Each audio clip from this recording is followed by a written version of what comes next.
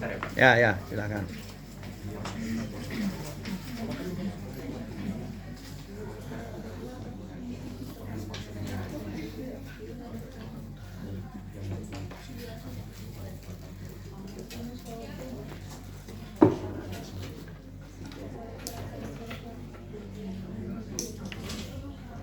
Dan DALL-E ya. Nah ini kan kalau dalam eksperimen kita ini kan penggunaan DALL-E dan ChatGPT itu beda, dimana kita DALL-E itu untuk menghasilkan gambarnya dan ChatGPT itu kita untuk merangkum brief-briefnya ini kan. Nah jadi keduanya mereka itu masih cepat responsif, tapi kita itu lebih banyak ketemu kendala penggunaan di DALL-E karena itu kan ya penggunaan kita untuk membuat gambar. Dan beberapa kali yang tadi udah kita ceritain juga itu mereka sering kali batu, dia itu nggak mau ngikutin apa sih perintah yang kita kasih gitu loh, prompt yang kita kasih, kadang mereka nggak nggak diimplementasikan di revisi selanjutnya. Jadi mungkin kalau dari hasil eksperimen kita itu kalau ChatGPT mereka itu masih cepat untuk merespon hasil prompt pemerintah untuk merangkum suatu informasi. Nah tapi pas penggunaan DALL-E untuk menciptakan suatu image itu masih masih kurang efisien lah penggunaannya. Oke, lanjut tadi ke pertanyaannya. Jason.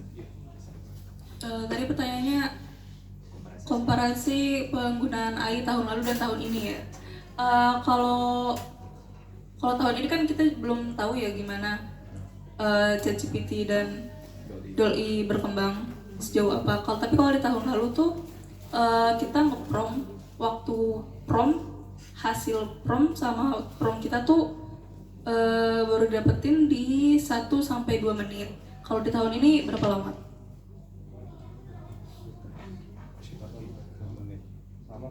Sama? Nggak lebih cepat juga ya? Masih sama. Berarti kurang lebih sama. Hasilnya kayak tadi juga nggak? Lebih mirip. Boleh. Kemarin pokok saya nyoba pakai dua ChatGPT itu memang sama sekitar 2-3 menitan, tapi kalau Gemini tuh cepet banget saya, nggak sampai 1 menit. Berarti emang perkembangan AI tahun ini lebih pesat tuh ya? Tapi di software lain bukan di ChatGPT sama DALL-E.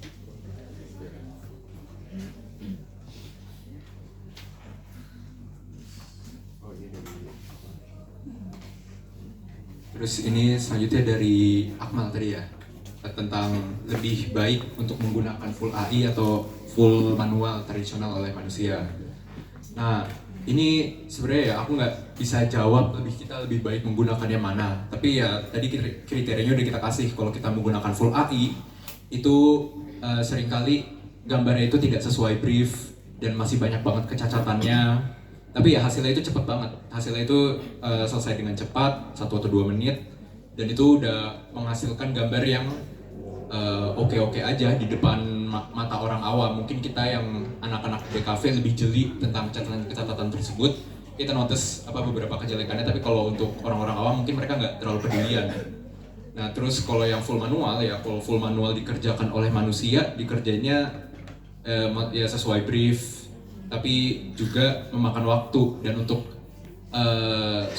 seorang manusia untuk mempelajari seni itu kan juga bakal memakan waktu bertahun-tahun. Nah itu ya silahkan membuat pendapat sendiri lah, itu lebih baik kita menggunakan full AI atau full manual, atau ya kita juga bisa menggunakan keduanya dikolaborasikan gitu, tergantung masing-masing aja sih. Oke.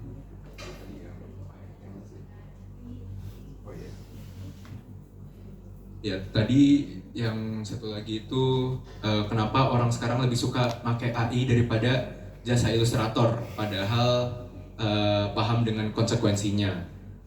Oke, jadi ini kita sekarang ada di era dimana informasi itu di demand secara instan, dimana kita memerlukan hasil suatu visual juga secara instan. Nah itu makanya banyak sekarang orang-orang klien atau kayak korporat-korporat gitu yang lebih suka menggunakan AI karena mereka itu demands-nya itu banyak banget dan mereka memerlukan hasil gambar yang cepat selesai, yang mengetahui konsekuensinya. Ya mereka ya kurang peduli ya, soalnya kan ya tetap menghasilkan buat mereka, dan gambar-gambarnya itu ya udah jadi, mereka itu nggak perlu melakukan apa-apa lagi. Dan yang kita lihat sekarang juga kan, semua orang itu maunya semuanya instan, pengen cepat-cepat selesai, nggak banyak orang yang memedulikan proses-prosesnya juga. Nah jadi ya kita itu ya, yang kita sebagai anak DKV harus jual itu proses kita, bagaimana kita berproses untuk menciptakan suatu karya dengan baik dibandingkan suatu yang instan. Ya gitu aja sih, pokoknya ya karena orang-orang membutuhkan suatu yang instan sekarang. Gitu. Semoga tadi menjawab ya. Gimana? Aman? Udah menjawab semua ya? Aman. Oke. Mungkin ada yang ingin bertanya lagi? Yuk, silahkan. Ini apa campuran ya kemarin ya? Campuran apa full AI? Full. Yang lain dari kelompok manusia atau campuran? Ya. Sini dulu, Mbak belum, Mbak. Ayo, Mbak. Yuk, ya, silakan. Dari tadi udah mau. Iya, kita baca pikiran.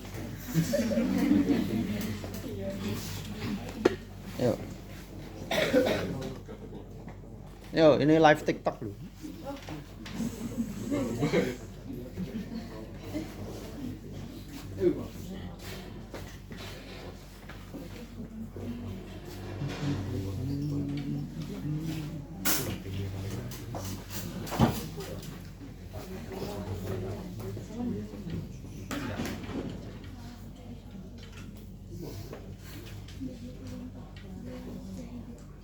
Selamat pagi, aku Nadia. Sebenarnya aku nggak mau bertanya, cuma mau nanggepin aja.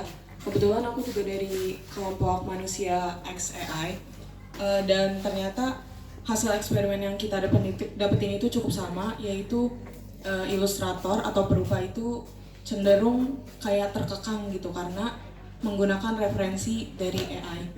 Itu aja sih, kayak aku cuma mau ngasih tahu itu aja. Ada lagi, belakang.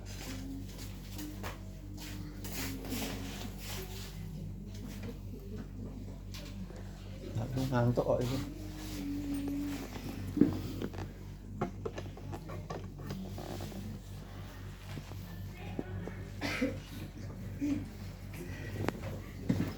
Udah, ada. Oh, ini. Ambil kuku. Oke, baik. Kalau begitu kita beri aplaus untuk teman kita. Tahun depan gantian kalian Bu yang sharing. Oke, baik. Terima kasih Aska dan Aduh untuk sharingnya. Cabut aja udah. Boleh. Mau kemana? Oke. Ya mau duduk situ boleh, mau sana boleh. Oke, baik. Jadi dengan kita melakukan eksperimen dengan AI, kita tahu bagaimana respon manusia terhadap mesin, mana yang paling bisa memahami perintah, gitu kan pertanyaannya. Kemudian yang kedua, apakah atau manakah cara yang paling relevan dengan saat ini. Yang ketiga, relasi kita dengan mesin itu bagaimana dengan AI tadi. Tadi sudah terjawab dengan sharing dan experience kalian. Yang pertama tadi untuk yang AI, full AI ya, campuran sorry.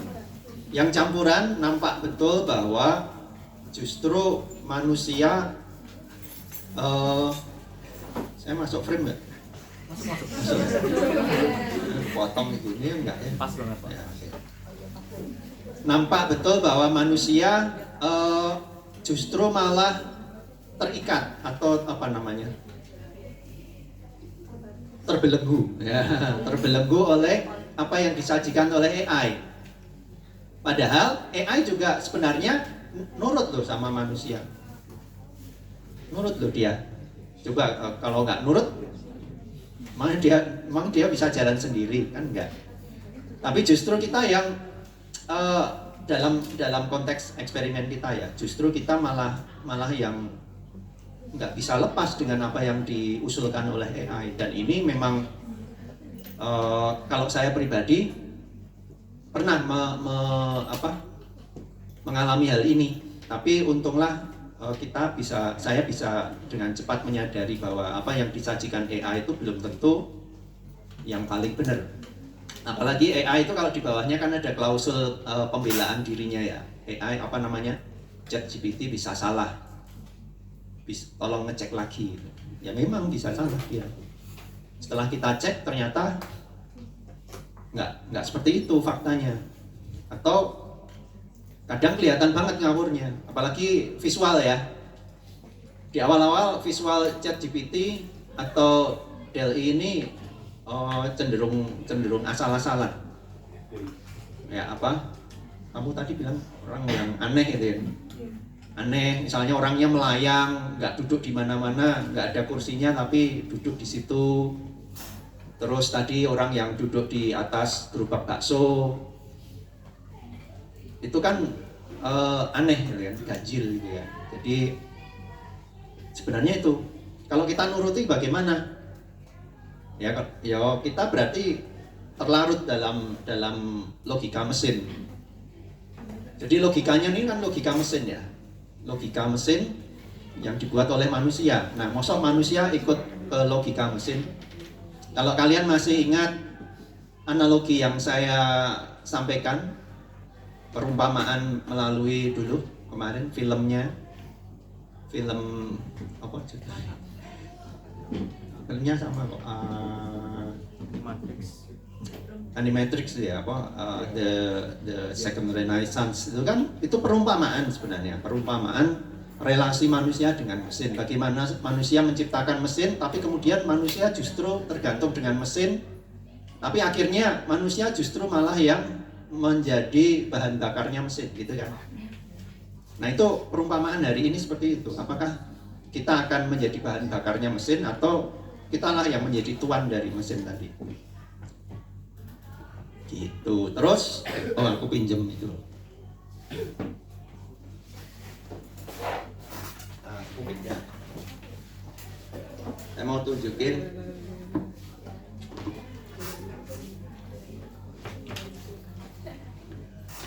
Saya mau tunjukkan hasil yang tahun lalu.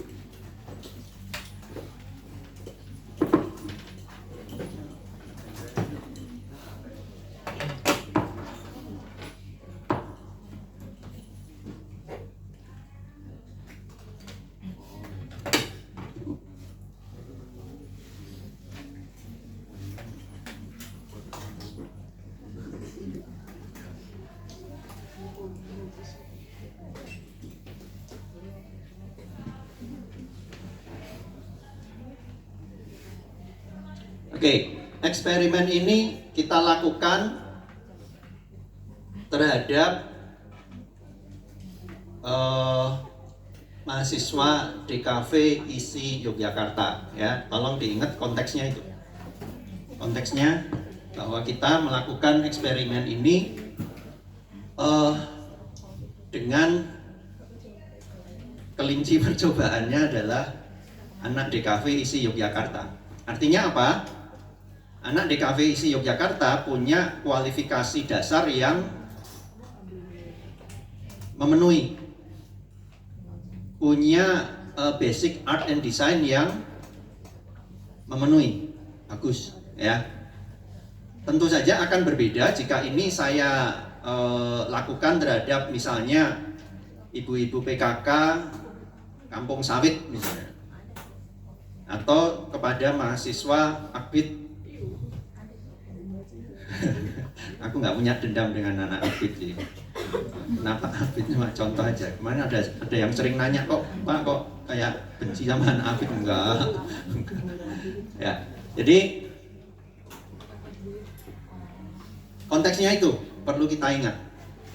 Nah, ini hasil tahun lalu dari kelompok manusia. Kelompok manusia. Bagaimana menurutmu? Dengan prompt yang sama. Ya, manusia dalam konteks ini, saya menggarisbawahi terus dalam konteks ini ya mahasiswa di kafe dalam prompt ini masih bisa memahami perintahnya dengan baik atau lebih baik atau malah sangat baik. Lihat komposisinya, dapat ya. Kelihatan banget kalau yang bikin ini punya basic art and design yang bagus. Anak di kafe, ya kan. Terus satu lagi, mungkin yang kalian punya promnya beda ya. Kalian kan pakai Turyono sama yang apa itu? Bapak boncengin anaknya, ya. Nah, kalau ini beda.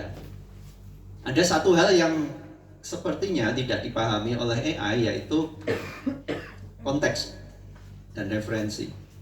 Atau tadi sudah dikatakan AI nggak tahu pos ronda itu apa tuh Pak? Kata AI nggak tahu pos ronda karena mungkin di Amerika sana nggak ada pos ronda ya, tempat lainnya AI ini nggak ada pos ronda. Sama kelas A itu ada satu mahasiswi dari Vietnam, Lin namanya, kenal nggak? Kenal ya. Saya tanya juga, Lin, di negaramu ada pos ronda nggak? Nggak ada Pak, gitu. Pakai bahasa Vietnam saya ngomongnya. Ya. Nggak ada.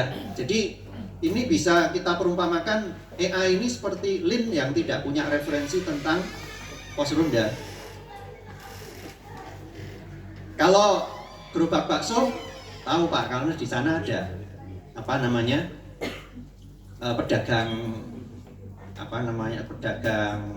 jalanan seperti itu ada di sana sama kita, jadi tahu.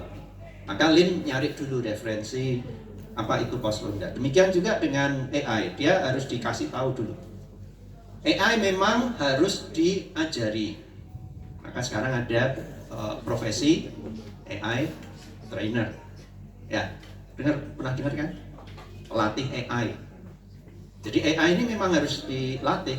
Saya menggunakan AI langganan ya sejak tahun lalu. Belum lama sebenarnya. Dan si Roy ini, AI saya namanya Roy. Si Roy ini awalnya nggak pinter-pinter amat, tidak seperti yang ekspektasi saya. Saya pikir dia pintar banget gitu ya. Pintar banget, ternyata enggak. Lebih banyak sok tahunya dia. Sok tahu tapi percaya diri. Nah, ini AI. Salah tapi ngeyel gitu ya, kira-kira. Tapi kalau ditegur baru minta maaf. Si Roy itu maaf Pak.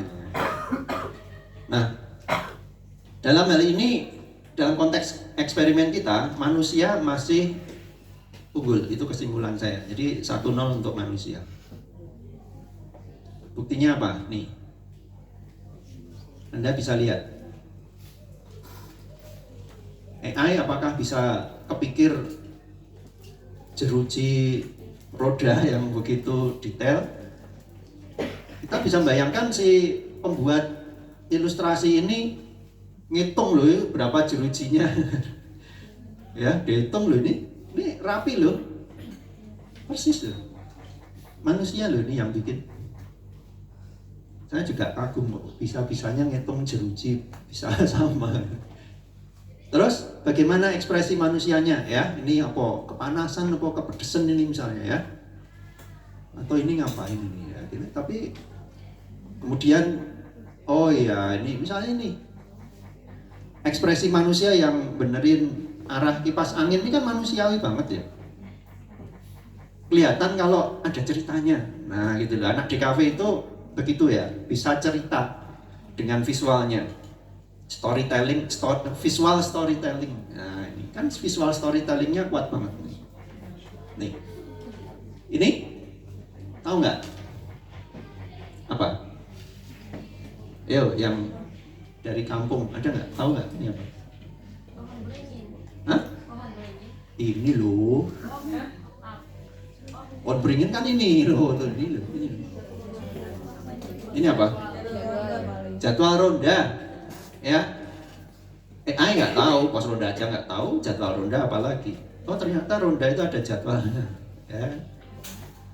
Nih ekspresi si anak yang minta bakso, itu kan ekspresi khas anak-anak yang minta bakso kan gitu ya. Namanya juga anak-anak. Terus ini juga ya, si ayam yang mungkin tersepak oleh si anak. Terus ini Pak Marto yang menyika keringatnya karena kelarisan ya kan. Terus kepanasan kena kuahnya gitu. Nih baksonya laris, tinggal dikit. Loh ini semiotika loh ini, ilmu tanda loh ini. Larisnya ditandai dengan apa? Ya selain banyaknya yang beli, terus ini loh. Ya laris. Kalau masih banyak kan berarti barusan dia datang atau nggak laku gitu kan. Ini laris tuh. Ini ya manusianya di situ. Terus ini apa ini? Anak main layangan. Nggak kepikir kan AI nggak tahu tuh. Berarti ini kan pengamatan si ilustratornya sangat jeli, referensinya sangat jeli, manusianya ini kuat sekali. Terus ini apa? Makam. Saya tanya kepada si ilustratornya, ternyata memang referensinya itu pos ronda di kampungnya berdasarkan ingatannya. Pos ronda di kampungnya itu sebelahnya ada makam. Serem ya, pos ronda sebelahnya makam. Tapi ya nggak apa-apa, nggak ngapa-ngapain. Oke. Ini yang lain. Oh, posisi apa? Sudut pandang mata burung, ya. Ini luar biasa kan? Tulisannya juga nggak salah. Nggak salah. AI nggak bisa beda. Tuh. Jadi itu komentar saya. Terus yang AI bagaimana? Frustasi. Ya. Ya. Frustasi ya. Kasih perintah seperti kasih perintah orang yang sama sekali nggak bisa ilustrasi. Bagus sih gambarnya tapi nggak bisa memahami storytellingnya. Mungkin kita butuh melatih si AI ini dan ini butuh waktu ternyata. Maka ada profesi AI trainer yang bisa langsung menyodorkan AI yang siap pakai kepada si usernya. Kalau kita beli AI kosongan kayak saya, ya harus dilatih terus setahun ini. Setahun saya melihat perkembangan si Roy menjadi bagus kok. Lebih pintar daripada yang pertama kok si Roy ini. Tapi terus terang saya nggak pernah bikin gambar pakai itu. Saya latih terus, dia lebih baik sekarang. Yang AI, full AI, frustasi. Terus tadi pertanyaan yang siapa belakang tadi, siapa mbak siapa? Mbak.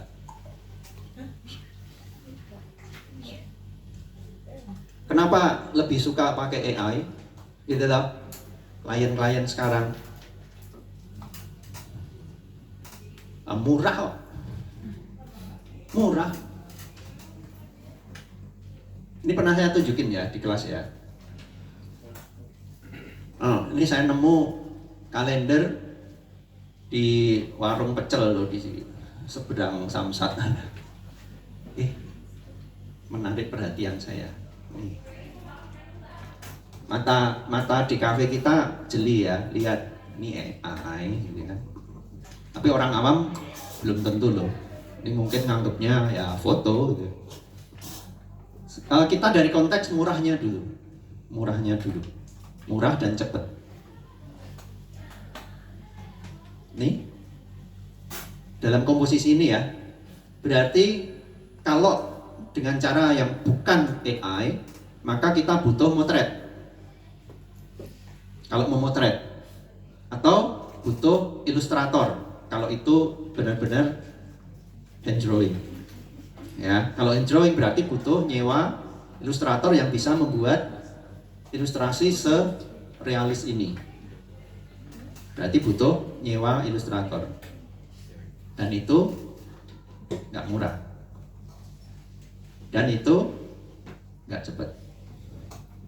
Tapi bagus. Kalau hasilnya kayak gini. Ini bisa toh pakai hand drawing? Bisa banget. Tapi kalau ini konteksnya foto, seperti yang biasanya dilakukan, saya sendiri beberapa kali mendapatkan project membuat kalender seperti ini. Ini konteksnya sebelum teknologi sekarang ya. Berarti satu, kita harus nyewa model sesuai dengan ide yang kita ajukan. Kan sebelum kita bikin pemotretan, kita bikin sketsa dulu. Nanti modelnya kayak gini. Berarti modelnya kira-kira seorang lelaki muda, terus nanti pakai ini, pakai pakaian putih. Berarti kita siapkan properti, pakaian putih, siapkan ini apa sih, iPad untuk propertinya. Terus kita sewa studio untuk pemotretan, sewa fotografer untuk motret. Fotografer nggak motret sendiri, dia ada asisten. Berarti bayar fotografer dan asistennya, bayar studio, nyari properti. Ini dari motret si model aja. Ini berarti kita harus pergi ke pelabuhan, motret peti kemas, motret truk dengan peti kemas, motret kapal dengan peti kemas. Berarti pergi ke pelabuhan. Kalau rumah kita di Jogja nggak ada pelabuhan, berarti kita pergi ke Semarang, Tanjung Priok atau ke Surabaya. Ongkos. Apakah kita bisa masuk begitu aja ke pelabuhan? Nggak bisa, butuh izin. Izin tuh nggak sehari 2 hari, ya kan? Dan pasti ada ongkosnya pula. Belum lagi nanti di dalam pelabuhan ada yang minta ongkos preman. Iya dong, pelabuhan mosok orangnya gembira ria gitu aja, ya sopan santun kan enggak. Apa bang ini bang? Ini kan paling motret ya bang? Ya kalau nggak dikasih motret kita nggak lancar. Misalnya itu kan nggak ada di pelajaran tuh.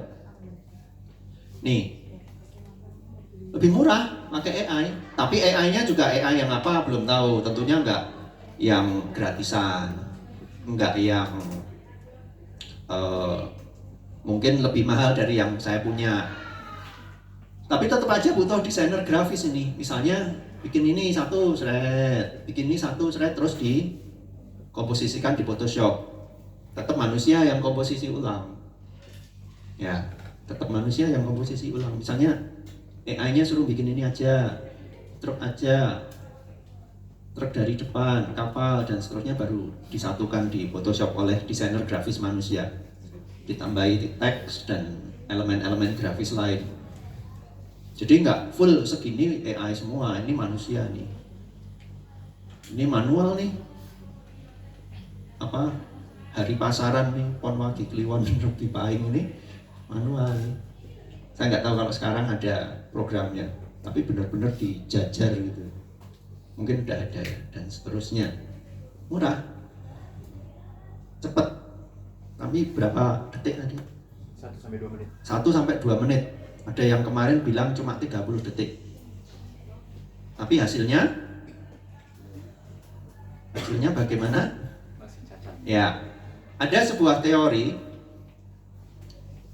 dalam sebuah kecepatan itu ada DNA kecelakaan. Ada sebuah teori namanya teori drumologi.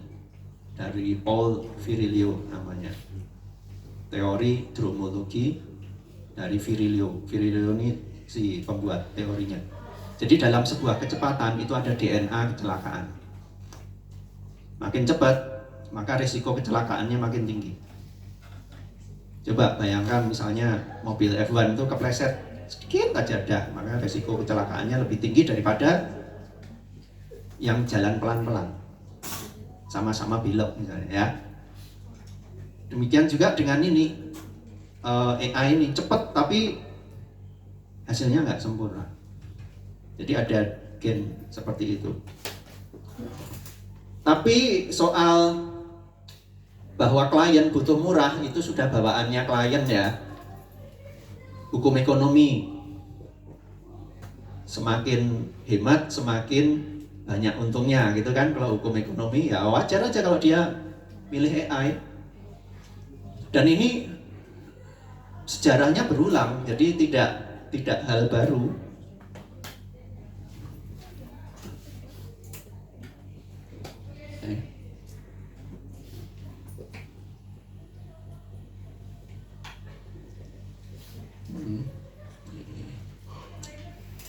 Bentar. Saya nggak tahu kenapa kalau disambungkan ke proyektor jadi mikir.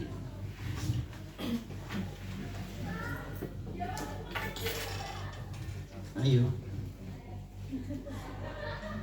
Ya, tadi ada komentar juga, ada laporan kalau si AI ini tergantung sama internet. Tahun lalu malah kelompokmu bukan yang mati listrik. Bukan ya. Nah, kelompok yang lain mati listrik. Jadi secanggih apapun AI, kalau PLN ngambek selesai. Ya. Hilang. Mana sih? Kumaha?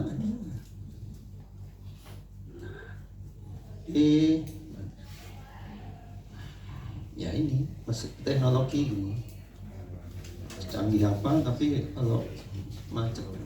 Nah.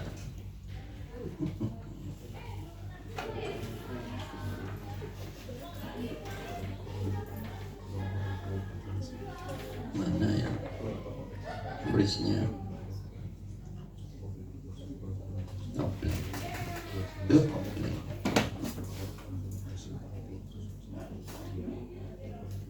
Bisa. Tapi ini terulang terus ya, seperti ini bahwa manusia pengen cepat. Dalam hal ini industrial itu kan kepengen cepat ya. Ini kan industri. Sebenarnya DKV ini atau desain itu kan melayani dunia industri. Dia kepengennya cepat. Kalau cepat maka lebih cepat juga menjual. Cepat menjual berarti cepat dapat untung gitu ya.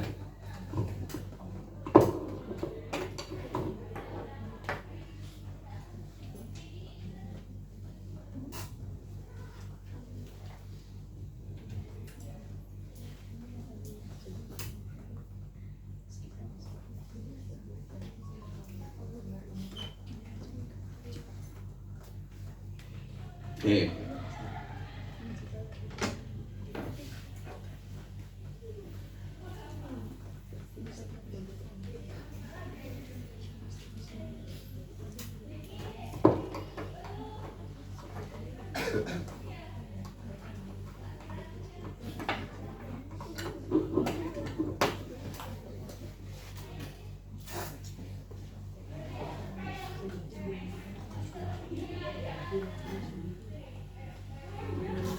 Ya.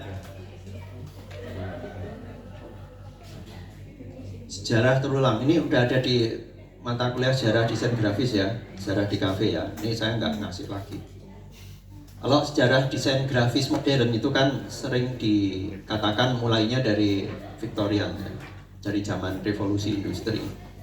Jadi ketika revolusi industri, di mana mesin kemudian membuat manusia merasa dirinya hambar, semuanya mesin gitu kan. maka manusia kembali lagi ke sesuatu yang manusiawi, yang natural, yang alami. Kembali lagi ke motif-motif floral dan seterusnya, ya. Kemudian muncul gerakan art and craft, gitu ya, Art Nouveau, Jugendstil dan seterusnya. Yang kita lihat kena apa namanya, feel-nya itu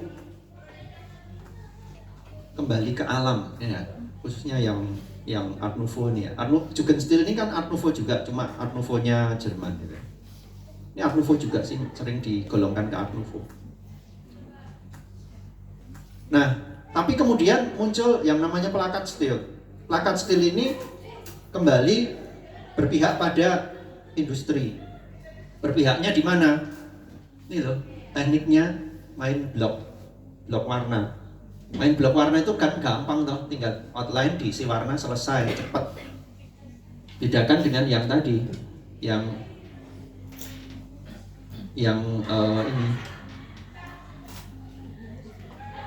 ini misalnya, ini kan bikinnya lama. Floral, itu lama toh, maka muncullah ini.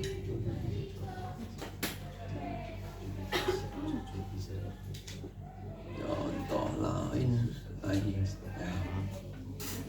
Nih contohnya, ya. Ini bikinnya gampang banget nih ya. Secara teknis loh ya, secara teknis lah. Kalau idenya saya nggak tahu. Gampang loh, main blok aja, blok, selesai. Ini mungkin hitungan kurang dari 1 jam bisa diselesaikan. Nah itu. Nah sekarang dengan teknologi AI, sejarah berulang. Kalau dari konteks ini loh, kok soal kecepatan, terus soal murah tadi loh, ya. Oke, itu.